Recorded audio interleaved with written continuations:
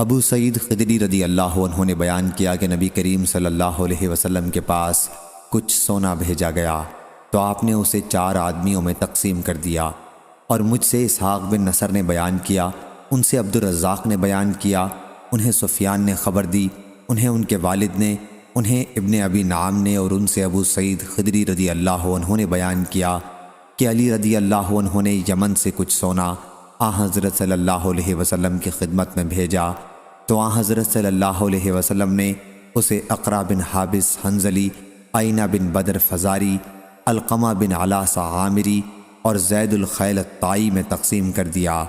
اس پر قریش اور انصار کو غصہ آ گیا اور انہوں نے کہا کہ حضرت صلی اللہ علیہ وسلم نجد کے رئیسوں کو تو دیتے ہیں اور ہمیں چھوڑ دیتے ہیں۔ حضرت صلی اللہ علیہ وسلم نے فرمایا کہ میں ایک مصلحت کے لیے ان کا دل بہلاتا ہوں۔ پھر ایک شخص جس کی آنکھیں دھنسی ہوئی تھیں، پیشانی ابھری ہوئی تھی، داڑھی گھنی تھی، دونوں کلے پھولے ہوئے تھے اور سر گٹھا ہوا تھا، اس مردود نے کہا، اے محمد صلی اللہ علیہ وسلم، اللہ سے ڈر۔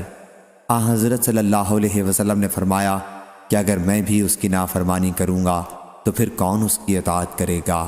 اس نے مجھے زمین پر امین بنایا اور تم مجھے امین نہیں سمجھتے۔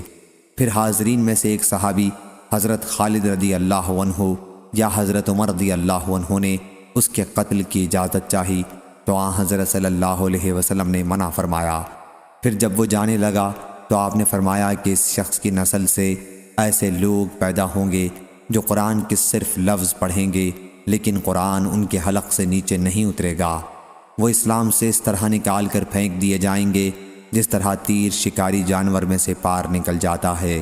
وہ اہل اسلام کو کافر کہہ کر قتل کریں گے اور بت پرستوں کو چھوڑ دیں گے۔ اگر میں نے ان کا دور پایا تو انہیں قوم عاد کی طرح نیست و نابود کر دوں گا۔ صحیح بخاری حدیث نمبر 7432۔